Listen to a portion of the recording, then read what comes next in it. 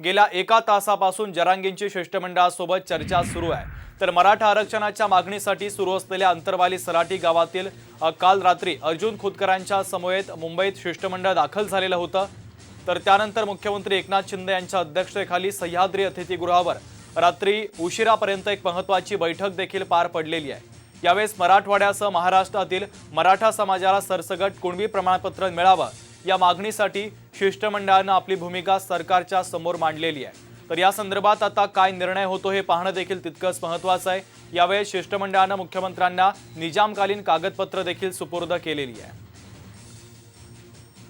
माधव सावरगावे आपले प्रतिनिधी आपल्याशी थेट जोडले जातात, त्यांच्याकडनं या बातमीच्या संदर्भातले अपडेट घेऊयात। माधव, गेल्या एका तासापासून जरांगे पाटलांची शिष्टमंडळासोबत चर्चा सुरू आहे। पुढच्या किती वेळामध्ये जरांगे पाटलांच्या आंदोलनासंदर्भातला महत्त्वाचा निर्णय अपेक्षित आहे?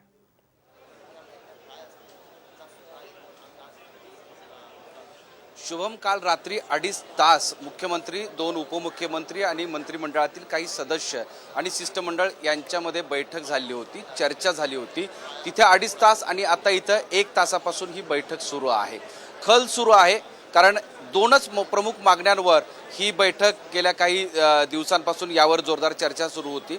राज्य सरकारच्या वतीनं मनोज जरांगे पाटील यांना सातत्यानं आवाहन करण्यात आलेलं होतं की तुम्ही दिलेल्या सांगितलेल्या मागण्यांपैकी आमचं पाऊल अशा पद्धतीनं टाकलेलं आहे आणि आता तुम्ही त्याला प्रतिसाद द्यावं।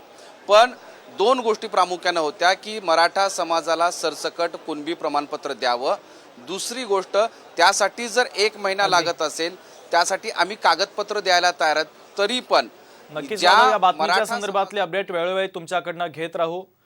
तर महत्त्वाची बातमी आता समोर येते, गेल्या एका तासापासून जरांगेंची शिष्टमंडळासोबत चर्चा सुरू आहे। तर मराठा आरक्षणाच्या मागणीसाठी आता हालचाली सुरू झाल्याचं पाहायला मिळतंय। सरकारचं शिष्टमंडळ देखील आता मनोज जरांगे पाटलांची भेट घेऊन त्यांच्याशी चर्चा करणार आहे आणि या दोन्ही शिष्टमंडळांच्या चर्चेनंतर आता मनोज जरांगे पाटलांची भूमिका काय असेल, ते कोणता निर्णय घेतात हे पाहणं देखील तितकंच महत्त्वाचं आहे। मराठा समाजासाठी आजचा दिवस अत्यंत महत्त्वाचा आहे कारण सरकारचं शिष्टमंडळ आता जरांगे पाटलांशी चर्चा करणार आहे।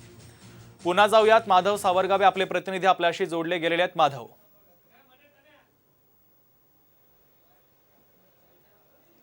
शुभम, मी तुला आता सांगत होतो की रात्री 2.5 तास आणि आता 1 तास असा चर्चेचा खल सुरू आहे। आता माझ्या मागं तुला मी दाखवतोय की जे मुंबईत शिष्टमंडळ गेलं होतं त्या शिष्टमंडळातील सगळे सदस्य आणि मनोज जरांगे पाटील यांच्यामध्ये बैठक सुरू आहे, चर्चा सुरू आहे। चर्चेमध्ये झालेला तपशील त्यांच्यासमोर सुरुवातीला या सगळ्या शिष्टमंडळांनी मांडलेला आहे। त्यानंतर मनोज जरांगे पाटील आता या क्षणात त्यांची काय भूमिका होती या सगळ्यांवर ते समजून सांगतायत। आता यांची चर्चा झाल्यानंतर नेमकं सरकारनं जे बंद लिफाफ्यामध्ये पत्र दिलेलं आहे त्या पत्रातला मजकूर काय असेल या सगळ्या गोष्टीवर चर्चा सुरू आहे आणि ती तब्बल 1 तासापासून। महत्त्वाचं म्हणजे सरसकट मराठा समाजाला कुणबी प्रमाणपत्र द्यावं ही आग्रही मागणी, पहिली मागणी मनोज जरांगे पाटील यांची होती आणि या दृष्टीनं 2 वेळा राज्य सरकारच्या वतीनं स्वतः गिरीश महाजन आणि अतुल सावे, संदीपान भुमरे हे मंत्रिमंडळाचे सदस्य येऊन त्यांच्याशी चर्चा केली होती। शिष्टमंडळाच्या सोबतच अर्जुन खोतकर, शिवसेनेचे ज्येष्ठ नेते, यांनीही शिष्टाई करण्याचा प्रयत्न केला होता। मात्र त्यावर राज्य सरकारकडून जे तोडगा निघाला होता तो म्हणजे मराठा समाजाला सरसकट प्रमाणपत्र दिलं तर ते कायदेशीर टिकणार नाही, त्यासाठी काही गोष्टी तपासाव्या लागतील आणि म्हणून राज्य सरकारच्या वतीनं एक समिती, निवृत्त न्यायाधीशांची एक समिती स्थापन केलेली आहे।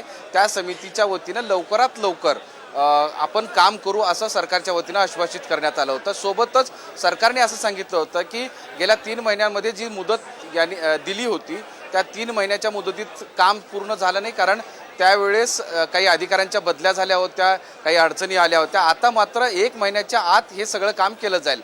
त्यावर मनोज जरांगे पाटील यांनी आपली म्हणजे आपलं समर्थन किंवा प्रतिसाद दिला होता, पण त्यांनी त्याला जोडून एक मागणी केली होती, ती म्हणजे किमान मराठवाड्यातील मराठ्यांकडे ज्या नोंदी आहेत कुणबी म्हणून म्हणजे जुने दस्तावेज आहेत, हैदराबाद संस्थान असतील किंवा इंग्रज काळातले, त्यांच्या नावासमोर जे खासरा प्रमाणपत्र असतं त्या खासरामध्ये ज्या नोंदी आहेत त्या नोंदीच्या आधारावर त्यांना तातडीनं कुणबी असल्याचं प्रमाणपत्र द्यावं.